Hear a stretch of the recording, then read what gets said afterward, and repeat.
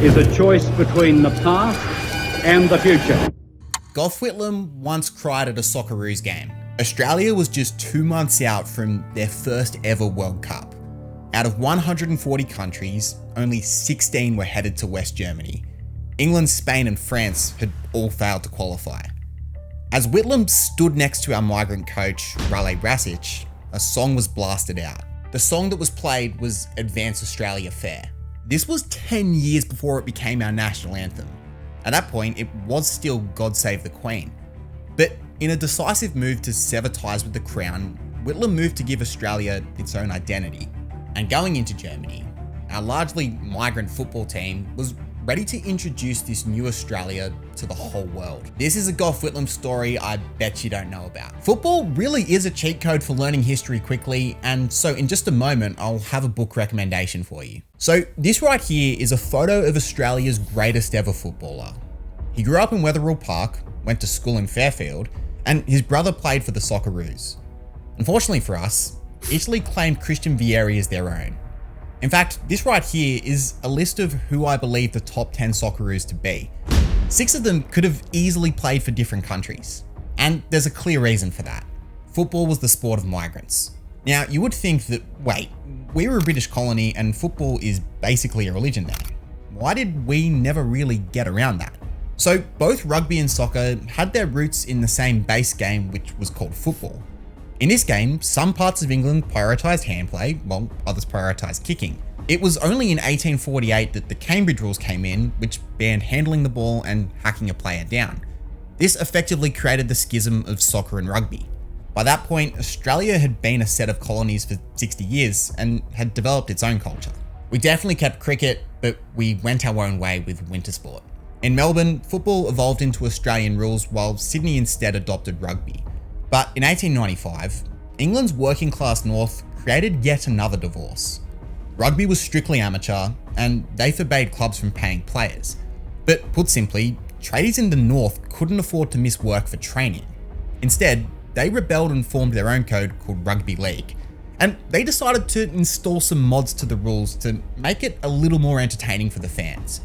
Given that Sydney was a much more working class area, we followed suit and primarily adopted rugby league in the early 1900s. There was simply no room for soccer until the 1940s. Do you believe that the so-called white Australia policy will always be a stumbling block? I don't think it's such a stumbling block as people pretend, but that it's important for us, I haven't the slightest doubt. So this right here is how many migrants we let in each decade. And have a look at the trend from the 1950s onwards. We had been rocked by Japan advancing to our doorstep in World War II. Our Prime Minister Robert Menzies proposed a long-term solution that he called populate or perish. The issue was that we had always hated migration. When the states merged into one country, there was an agreement to enforce a white migration policy to exclude Asia. In the 1920s, our Prime Minister Stanley Bruce spent huge sums of money subsidising English migrants to come and take our farms. When the Depression came, we had no money in the bank because Bruce had spent it all on the scheme. And let's just say that after World War II, people were very skeptical of other nationalities. I don't think your average citizen's passing sensitivity training. So Menzies kept the White Australia policy, but whereas Bruce had placed emphasis on Britain, Menzies expanded it to broader Europe. Initially, Menzies had prioritised people who had been displaced by the Soviet Union at the end of the war. They mainly came from Estonia, Latvia and Lithuania. Menzies called them the Beautiful Balts. However, Menzies' eye was then set on Central and Southern Europe. Countries like Greece, Italy, Yugoslavia, the Netherlands and even Germany came next. Now, I myself was born in England and came here in 2002. And even then, I remember getting shredded in kindergarten for calling it football rather than soccer. I mean, I am from the Shire. So can you imagine just how much worse it would have been for those migrants? Seriously, imagine moving to Fairfield only to find that your favourite sport, which was universal across all of Europe, isn't played at all. And there's nothing that represents your community apart from the Canterbury Bulldogs in rugby league, a sport that you have zero interest in. With all of these migrants coming in, that leaves a pretty big gap in the market for a soccer team. And better yet, each migrant was bringing their own culture, which didn't have to be manufactured. If each football team represented a different culture, no promotion of the sport was really needed. And so began ethnic football. The soccer code is thriving under the influence of European migrants. Here the Greeks of Sydney Olympic face off against the Italian Arpia Leichhardt. So one of the key things to remember about Europe was that their culture wars weren't about Trump making himself into the Pope. They were about whether the Pope should even exist. And by culture wars, I mean literal wars. So football became at least a healthier, and emphasis on the suffix way of channeling tribalism, and it was often encouraged. For instance, Glasgow was divided between traditional Protestant Scots and Irish Catholic migrants from the potato famine. Up until 1989, Rangers had an unspoken policy of not hiring Catholics. So when these migrants came to Australia, they had no qualms about starting an ethnic team. In the 1950s, the western suburbs of Sydney saw 3 high-profile teams: Marconi Stallions for the Italians, Sydney Olympic for the Greeks, and Sydney Croatia for the Peruvians. In Melbourne, there was Juventus, which mirrored the very famous Italian club, and South Melbourne Hellas for the Greeks. That's Ange Postecoglou's home club. So football became a very underground sport in the 1950s, and the games were barely covered on radio or TV. To use the language from the time, whites played footy, wogs played soccer. We didn't really export many players abroad either. Perhaps our most famous export was Charlie Perkins, who trialled with Manchester United and Everton. But if you are familiar with this story, you might know that he put his career on hold to fight against Indigenous segregation that was still going on in the countryside.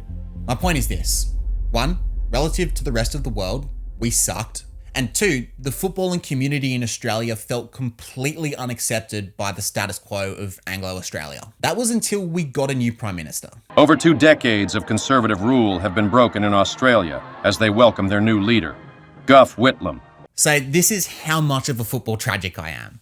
I still haven't brought myself to throw out a $7 program from a friendly against Kuwait from 2006 where we played our B team. I really just love football, and for the last 6 months, I've been working on a book. Using some very real stories from football, I explain the political history of 10 different countries. Click the link below to get your ebook, and for parents of teenagers who like football, it's designed so that they can read it too. And if you can guess who this player is, you get a 10% discount. Anyway, by 1972, the White Australia policy was starting to come to an end.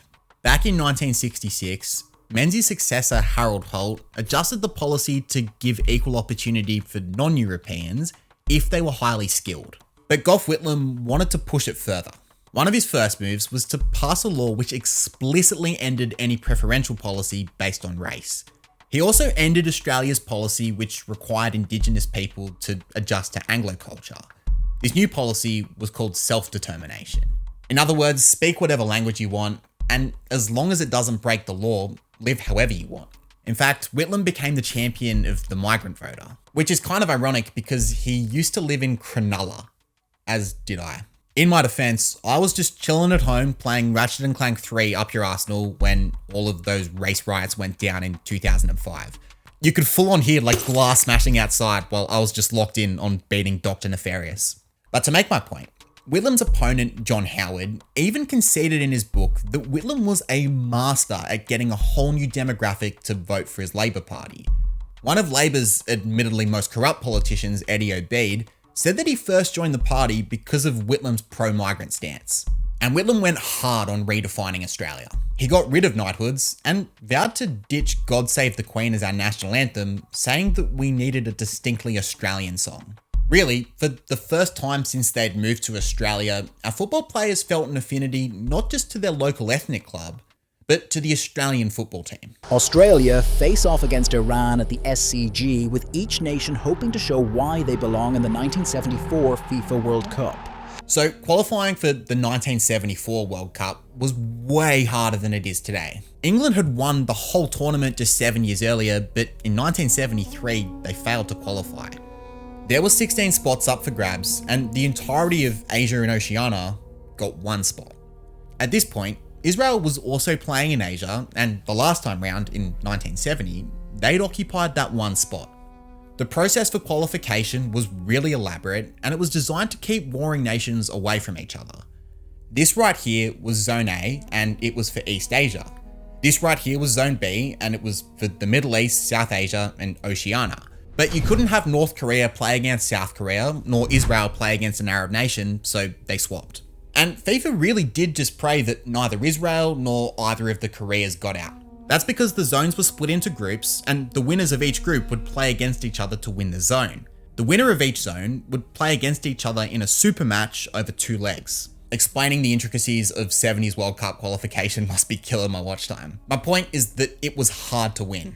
And we actually got off to a pretty poor start. We were 5 minutes away from losing to New Zealand before Ernie Campbell, a Marconi player, rescued a 1-1 draw.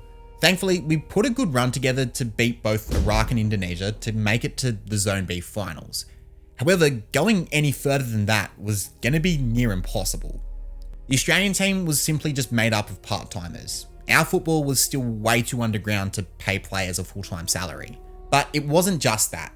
Remember, these players played for clubs that were divided along ethnic boundaries. To illustrate the point, England had an elite team at the 2006 World Cup, but the Manchester United versus Liverpool versus Arsenal versus Chelsea rivalry was so strong that their defender Rio Ferdinand said it derailed the whole team. Imagine how much stronger an ethnic rivalry would be. That meant that our captain Johnny Warren was tasked with unifying the team. He himself played for St George Budapest, a Hungarian-based team in South Sydney, and as an Anglo-Australian, he was viewed as a neutral mediator. For instance, while preparing to play against Iraq, Sydney Croatia's players felt as though the Anglo players were dominating the tactical discussion and trying to play the Brexit way. The English are known for just lobbing the ball forward. However, the Croatians preferred a slower build-up with more short passing.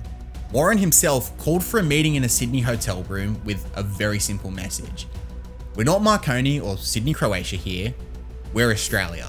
So Australia faced off against Iran to win Zone B, and Iran were deceptively good. On the last 2 occasions, Iran had won the Asian Cup and would go on to win a 3rd consecutive title in 1976. In 1972, they'd even beaten Brazil at the Olympics. Given that the game was going to be played over 2 legs, Australia absolutely had to win the first leg because there was simply no way that they would win in Iran. And at the end of both halves, they came in clutch, getting a 3-0 lead to take to Tehran. They actually caught the same plane across, and the Australians got off to a very hostile crowd. Except the hostility wasn't actually directed towards them. It was directed towards the Iranian players. For reference, this is what the Iranian fans are like. Iran should not have lost like that, and they weren't going to repeat the same mistake. For Australia, the maths was very clear. They had to restrict Iran to less than 3 goals. Predictably, Iran's standout player, Parvez Gelashkhani, scored 2 goals in the first half, and Australia had to hold on for 60 minutes. They were seriously struggling in the heat, and one of our midfielders, Ray Richards, was even hit by a projectile coin. I mean, we barely managed a shot at goal, but the Iranians were relentless in their pressure. However, one player particularly stood up that day, Jimmy Fraser. After all, we are a footy country, so we make pretty good goalkeepers. In Tehran, Fraser was everywhere and pulled off a series of incredible saves. To the horror of the crowd, as time whittled away, they couldn't break him.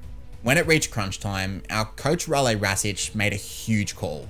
Johnny Warren came off, and a guy called Jimmy Rooney came on.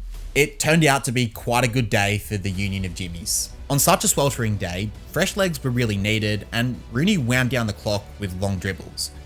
When the full-time whistle went, Gelashkhani dropped to his knees in shock and quite literally wept. No one believed that a ragtag mix of working-class Australians could beat the Asian champions. The migrant communities were overjoyed, and Prime Minister Whitlam even said that soccer is one of the dividends of the migrants that we have welcomed to Australia over the years.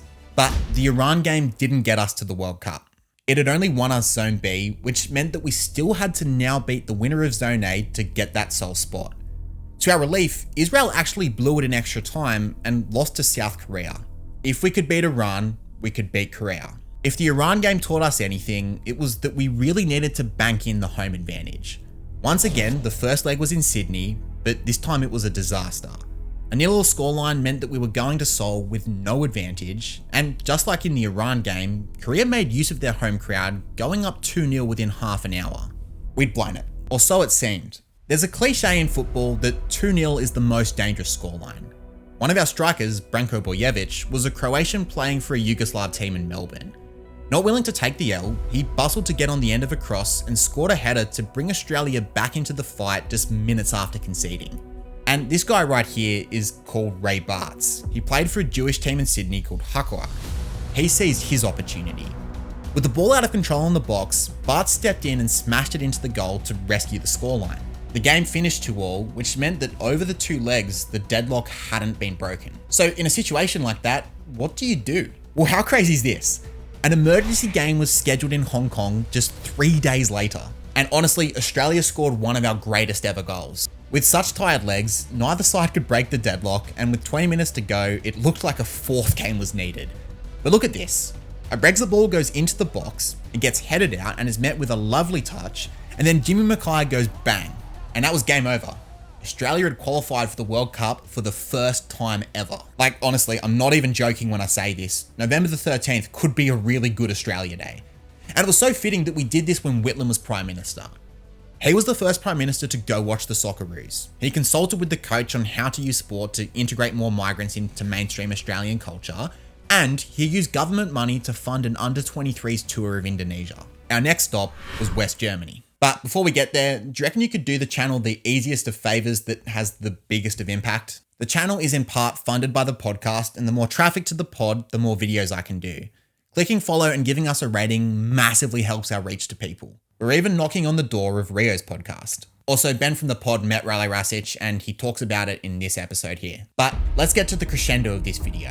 The 1974 World Cup. Australia begin their group of death as they face off against East Germany before a date with their Western neighbours next. So, having ditched God Save the Queen except for royal occasions, Advance Australia Fair was belted out to 25,000 people in Sydney. Whitlam himself was in attendance, and it was so fitting to have a uniquely Australian anthem to farewell our team to Germany. Now, this was just meant to be a friendly match, but if you know ball, you know that Uruguay don't do friendlies. At the end of the first half, Ray Bartz literally got karate chopped by a Uruguayan defender. He was down for a little while and no one really thought anything of it, especially considering he not only played the second half, but scored and assisted in a 2-0 win. But listen to him explain what happened afterwards. He sort of threw it out in a karate type motion. It connected across my throat, it connected with my carotid artery, and the artery swelled over a period of time, and as a result, I virtually had a stroke, and I'm advising you now not to play again. It was a devastating blow. Bartz was a prolific striker, and without him, we stood little chance at breaking down any of the big dogs. We had both East and West Germany as well as Chile. And while we defended well against Chile, we were so clearly missing Bartz. We finished with 2 losses and a draw, but failed to score a single goal in our first ever World Cup. Uruguay had sabotaged our first ever World Cup, and so it was personal. We'd have to wait 23 years to play them in a competitive game, but that opportunity came in 1997. In that time, Harry Kewell had been born, grown up, and was now representing Australia in a tournament called the Confederations Cup. The winner of each continent faced off in what was really a practice run the year before the World Cup. In the semi-finals, the 19-year-old Harry Kewell rinsed his Uruguayan defender and beat the keeper from outside the box to send Australia through to the final. The parallels to Bartz were actually quite striking. They were both young talented forwards poached by massive clubs in the north of England. Kewell had exercised the demons from 1974 and provided a catharsis that had been in store for longer than his existence. Except unfortunately, the story didn't end there. Brazil pumped us 6-0 in the final. Ronaldo and Romario both scored hat-tricks. We then choked against Iran and failed to qualify for the 1998 World Cup, before facing off against Uruguay in 2001 to qualify for the 2002 World Cup. And again, it seemed as though we finally got revenge. You see, we had our very own master of the dark arts, a guy called Kevin Muscat, and he wanted to give them a taste of their own medicine. Poetically, it was him who scored in front of a packed MCG to put Australia 1-0 up in the first leg. But Uruguay turned it around in the second and won 3-1. But in 2005, we once again faced off against the old enemy for a spot in the 2006 World Cup. And how's this for another poetic link? In 1974, we beat Uruguay in Sydney before heading to Germany to play in the World Cup. In 2005, we faced off against Uruguay in Sydney for a spot in the World Cup in Germany.